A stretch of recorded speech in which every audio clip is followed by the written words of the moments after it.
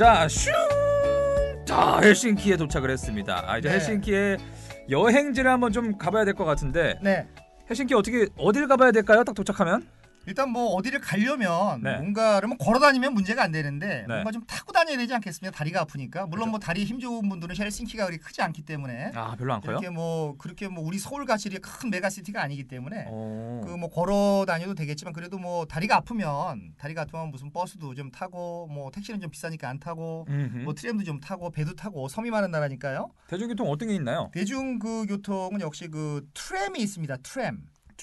트램이 있고요. 그 전차입니다. 우리말로 하면 전차. 네. 그리고 그 지하철도 역시 있고. 지하철도 있고. 그리고 버스도 있습니다.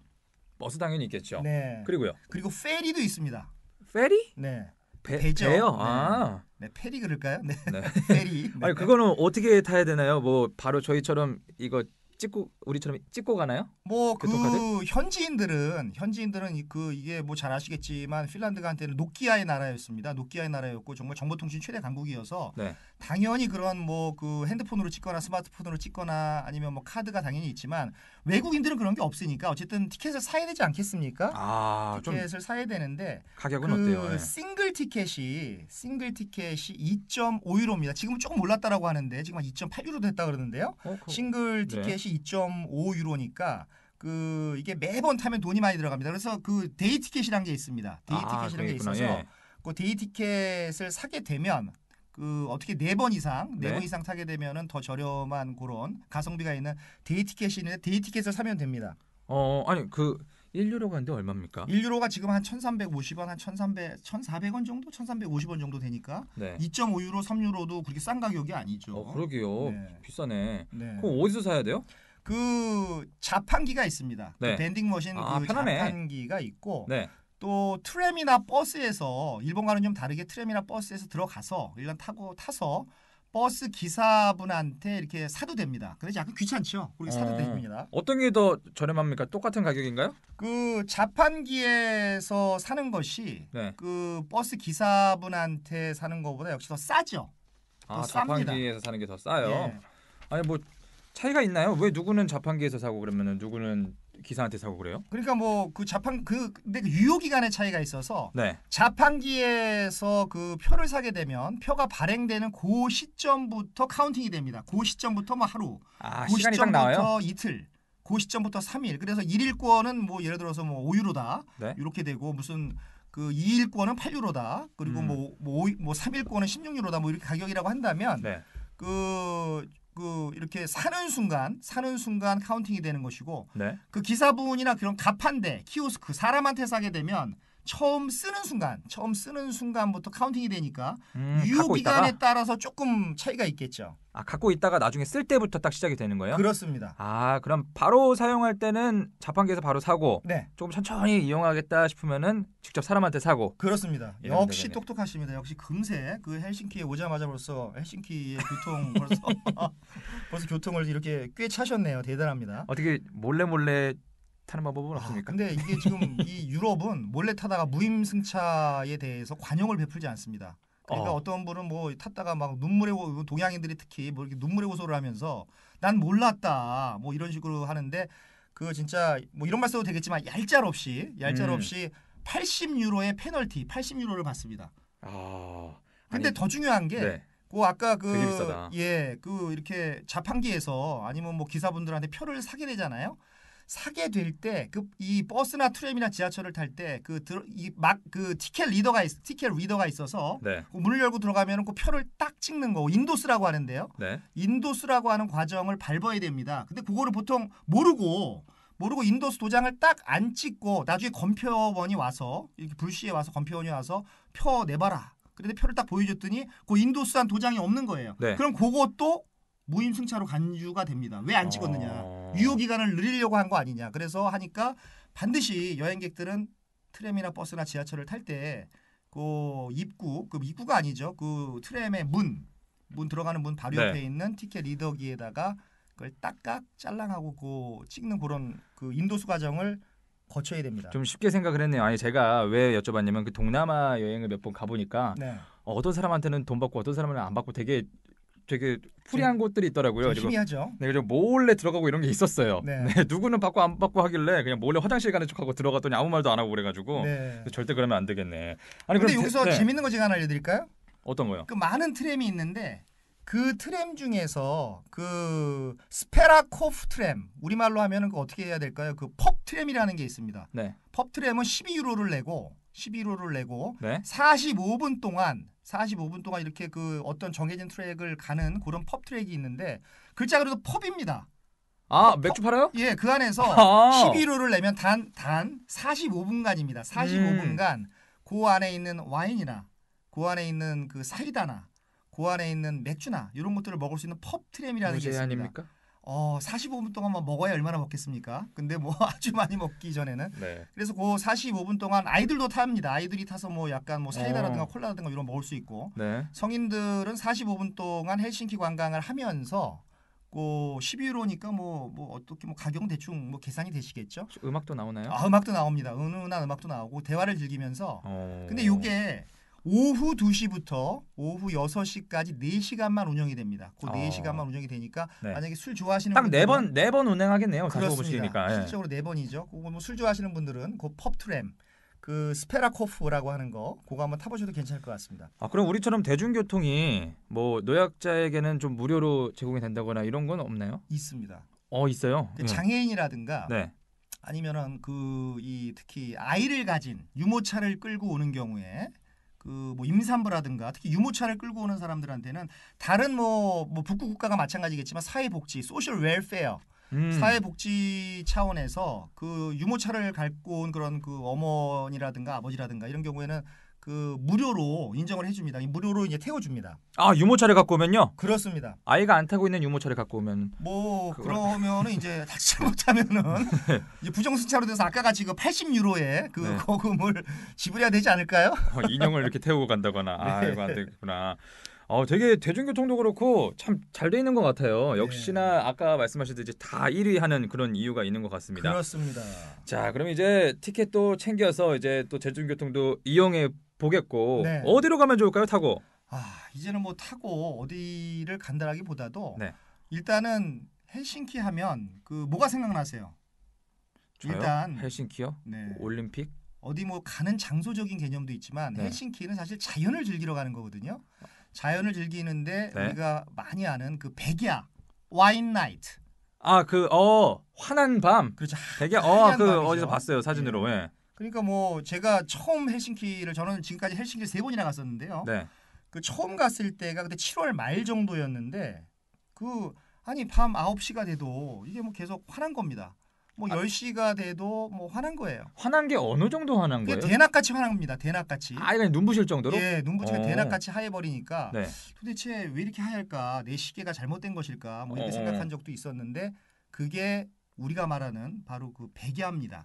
하루에 몇 시간이나 그렇게 환한 거예요? 그 아주 북구권에는 19시간이라고 합니다. 19시간. 와, 19시간 하루에? 동안 그 해가 있는 거고 그 나머지 시간만 5시간 정도만 해가 없는 거죠. 잠이 안 오겠어요. 아니 그래서- 커피도 많이 마시고 네. 밤에도 환하고 이거 어떻게 잡니까 이거? 그러니까 뭐 네. 안 자는 사람도 많은 것 같고 그래서 가끔가다 이제 길거리에서 눈 빨간 사람들이 좀 있는데 백야에다가 커피에다가 네. 맥주를 많이 드셔서 어. 뭐 그런 게 아닌가 싶을 정도로 커피도 많이 먹는 분들이 백야까지 있으니까 네. 뭐 저도 잠이 안 와서 사실은 뭐 아주 그 고생을 많이 했습니다. 아니 그럼 해가 떠 있는 거예요? 그렇죠. 그게 각도의 문제인데 그 네. 각도의 지구가 약간 비스듬하게 있는데요. 네. 그 각도의 문제인데 해가 이제 그 계속 그 각도에 따라서 계속 떠 있는 거죠. 그 헬싱키의 위도가 몇 도나 될 것 같습니까? 저 그거 잘 모릅니다. 네, 그런 거. 헬싱키의 위도가 60도입니다. 그럼 어느 그- 정도입니까? 그러면은 약간 비교를 위해서 서울의 위도는 몇 도인지 아세요? 서울의 위도? 전혀 모르겠습니다. 서울의 위도는 37도입니다. 네. 그래서 서울 조금 올라가면 38선이 있는 이유가 바로 그거 아니겠습니까? 여기가 38도다 그래서. 그래서 그런 예, 거예요? 그래서 38선이죠. 참 알았어요. 네. 젊으신 분들은 네. 잘 모르죠. 네. 서울의 그 위도가 37도고 네. 그 38선의 위도가 38도인데 무려 헬싱키는 60도입니다. 위도가 60도예요. 저 네. 위에 있는 거죠. 네. 그래서 아까 제가 그 가장 북단에서 올림픽이 열린 도시다라고 제가 말씀을 드린 게 바로 그럼 60도입니다. 60도 정도 되면 그 정확히 얘기하면 한 48.5도 그 속해 있는 그 지방이 아니 도시가 48.5도 정도가 되면 백야를 경험할 수 있다라고 우리가 얘기를 하는데 이게 뭐 헬싱키가 무려 60도니까요. 60도니까 그럼 해가 가까이 가가지고 그런 건가? 그렇습니다. 해가 이제 이렇게 지구는 계속 돌고 비스듬하게 도니까 최대한 태양이 가까이 있는 그런 각도가 이제 백야가 되겠고 정반대는 이제 극야가 되겠죠. 극야. 극야는 뭐예요? 아, 밤이 긴 건가요? 그거는? 그렇습니다. 밤이 거기는 또 이제 그 백야와 정반대로 이제 오후 2시만 되면 네. 오후 2시만 되면 어둑어둑해지면서 상점들도 스멀스멀 문을 닫으면서 이렇게 계속 오후 2시에? 그렇죠. 오후 2시에 우리는 한참 때인데요. 아, 그럼 그런 건 어느 나라 가서 볼 수 있는 거예요? 그 극야는 뭐 그 핀란드에서도 볼 수 있지만 핀란드에서도 극야가 있어요? 극야가 있습니다. 아, 백야가 있는데 이게 극야도 예, 같이 극과 있습니까? 극은 통한다고. 네. 극과 극은 통한다고 백야가 있으니까 당연히 겨울철에는 이제 그 극야가 있죠. 여름철에는 백야가 있고 그 겨울철에는 극야가 있어서 와, 극과 극이네. 여름에는 진짜? 잠이 안 와서 문제고 이제 뭐 극야 때는 계속 자야 되고. 겨울잠을 자는지는 모르겠습니다. 어쨌든 간에 이분은 이 핀란드 사람들은 뭐 또 극야 굉장히 우울하죠. 저는 겨울에도 한번 갔었는데 네. 아니 오후 2시에 해가 져버리니까 이게 볼 수가 지금 없겠다. 뭘 해야 될까? 그래서 그냥 술이나 먹자. 그래서 이따가 제가 그 맥주를 말씀을 드리겠지만 아주 맛있는 맥주가 있거든요. 지금은 미리 말씀드리면 재미없으니까 그건 나중에 말씀드리고요. 그 맥주를 많이 먹었던 기억이 아주 새롭습니다. 맥주는 어디 가나 꼭 드시는군요. 네. 아니 그러면 좀 극야면은 네. 계속 어두우니까 네. 클럽 이런 데가 좀 발달하지 않을까요? 그 뭐 클럽도 있는데 우리나라 같은 그런 뭐 왁자지껄한 클럽은 없고 아, 그 약간 이런 농담이 있습니다. 연주하는 데인가? 네. 그 핀란드 사람들이 웃을 때는 네. 핀란드 사람들이 입을 열 때는 술을 먹었을 때다. 그러니까 평소에는 이 사람들이 굉장히 조용하구나. 표정이 네. 평소에 이렇게 그 행동도 좀 느린 것 같고 그래서 슬로우 시티라는 별명을 갖지 않았겠습니까? 모든 게 느리고 표정의 변화가 거의 없습니다. 표정의 변화가 없다가 이게 술을 좀 드시면은 좀 이제 그때부터 말이 좀 많아지고 좀 행동도 좀 약간 좀 빨라지고 하는데 네. 그래서 이제 그 뭐 우리나라 같이 막 그렇게 막 북치고 장구치고 하는 뭐 사이킥 조명에 나오는 그런 클럽은 제가 아직 못 가봤지만 네네네. 좀 술을 드신 분들은 술을 이런 펍 같은 데서 이렇게 드신 분들은 좀 말이 좀 많아지고 좀 왁자지껄한 것도 좀 제가 봤습니다. 말도 좀 느릴 것 같고 그러면 핀란드는 힙합이 별로 그렇게 많이 없겠어요. 그 노래에 우리처럼 랩 많이 안 할 것 같은데. 예, 제가 노래 전문은 아니라서 네. 힙합은 뭐 잘 모르겠지만 뭐 네. 힙합 팬들도 있겠죠. 아니 그럼 슬로우 시티면 다들 네. 또 이미지가 떠오르는 게 되게 다들 친절할 것 같기도 하고 여유롭고 막 그럴 것 같아요. 그 핀란드 사람들은 어떤가요? 직접 만나보시면? 제가 솔직히 말씀을 드리면 네. 친절도 저만의 브라이언 정의 친절도 지수를 제가 만든다면 네. 친절도 1위입니다. 어느 정도 친절하냐 그러면 남녀노소를 막론하고 그 여행객들이 길을 물어봤다. 이렇게 길을 물어보면 아주 상세하게 알려줍니다. 몇 블럭을 더 가서 좌회전하면 우체국이 나왔는데 우체국을 끼고 옆으로 돌면 뭐가 나오는데 이런 식으로 자세하게 알려주고 제가 그분들의 시야에 사라질 때까지 이렇게 서 있으면서 네. 손까지 흔들어 주면서 제가 잘 가는지 못 가는지를 이렇게 봐야 되니까요. 그렇게 보면서 부담스럽겠는데요? 좀 처음에 좀 부담스럽습니다. 왜 저렇게 저렇게 계속 배웅을 해줄까? 예. 그래서 뭐 너무 친절해서 또 예. 친절도는 너무 대단한 그 핀란드 사람들의 특징이 아닐까 싶습니다. 친절하고 착한 만큼 치안도 아주 좋을 것 같습니다. 네, 치안도 굉장히 좋습니다. 근데 요즘에는 뭐 약간 이게 정치적인 문제라서 말씀드리기가 좀 약간 그런데 좀 난민들도 많이 유입이 되고 아이고, 그러는 와중에 조금 이제 소매치기 같은 것도 좀 이렇게 있다. 뭐 그런 게 좀 있는데 뭐 그럼에도 불구하고 뭐 전혀 이렇게 걱정하실 수준은 아닙니다. 아, 그렇군요. 아니 그럼 사람들이 많이 놀러 다니는 곳은 어딜까요? 그런 거 있잖아요. 우리는 홍대 막 9번 출구 앞에서 보자. 아니면 뭐 신촌 어디 백화점 앞에서 보자.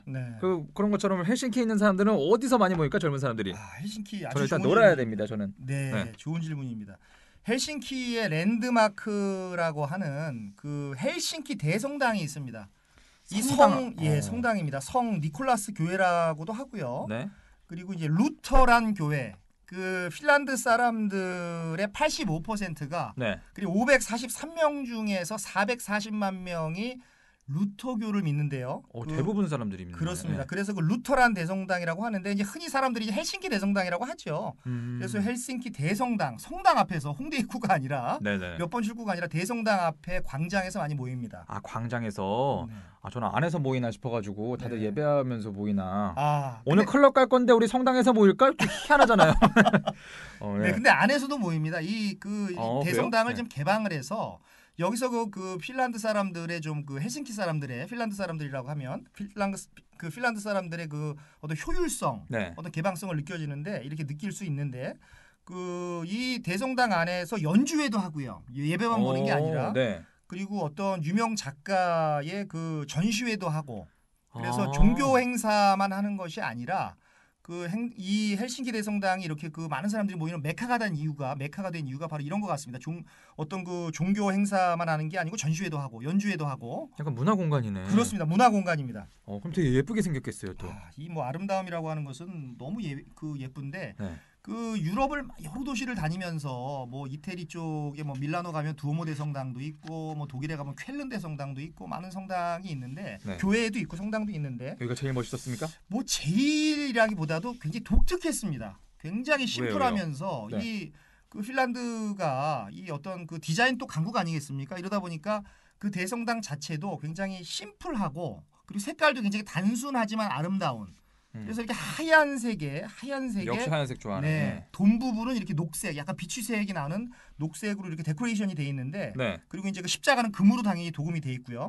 그래서 이 헬싱키 대성당이 랜드마크면서 디자인적으로도 굉장히 아름다운 그런 성당입니다. 그리고 지붕에 예수님의 12제자가 이렇게 동상으로 서 있는데 지붕에요? 네, 지붕에 이렇게 서 있는데 저는 이런 디자인은 처음 봤습니다. 그러니까 다른 뭐 데코레이션은 봤는데 이렇게 그 성당의 지붕 위에 그 12제자가 예수님의 12제자가 이렇게 다 서 있는 거, 뭐 베드로를 포함해서 이렇게 있는 건 처음 봤습니다. 굉장히 특이했습니다. 그럼 이게 되게 오래됐을 것 같아요. 얼마나 됐습니까? 만든 지? 네, 이게 만든 지가 지금 한 1800년대 중반, 1852년에 완공이 됐으니까 지금으로 따지면 150년이 넘었죠? 160년 이상이네. 160년 정도 됐죠.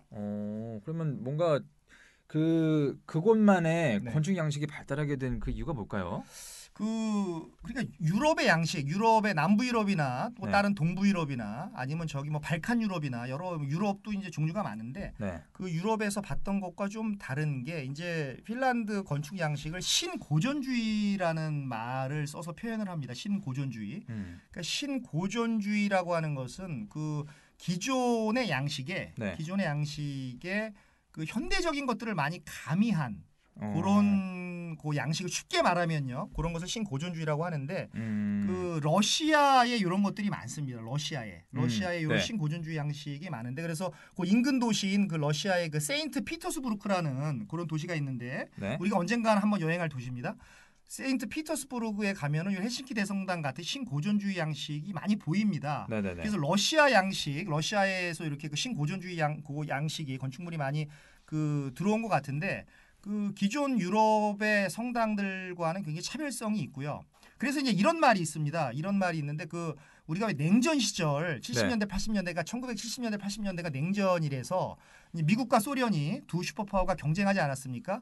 그래서 그때 미국의 첩보 영화를 소련을 가서 러시아 모스크바에 가서 찍어야 되는데 거기서 뭐 서로 싸우니까 도시를 못 오게 하는 거죠. 그래서 그 영화를 헬싱키 가서 찍었다. 그 러시아를 이렇게 보기 위해서 헬싱키에 가서 영화를 찍었다라는 그런 말이 있습니다. 그래서 러시아 느낌이 나는구나. 러시아 느낌이 납니다. 그게 바로 신고전주의, 약간 러시아스러운 신고전주의 양식의 건축물이라고 합니다. 근데 나중에 뭐 JJ가 직접 가서 보시면 제가 이렇게 말하는 게 좀 왜 이 사람이 이런 얘기를 하는구나 느껴지실 때가 있을 겁니다. 제가 꼭 스탑오버를 이용해서 핀란드 한번 꼭 들러보도록 하겠습니다. 피니어 타고 가서 그 영화 얘기하셨는데 영화도 많이 볼 거고 젊은이들이 되게 문화생활도 그 성당에서 많이 즐길 것 같고 그러면 우리처럼 막 주말에 많이 놀고 막 휴일에 많이 놀고 그럴 것 같은데 뭐 특별한 휴일 같은 거 없습니까? 그 크리스마스와 더불어서 그 핀란드에는요.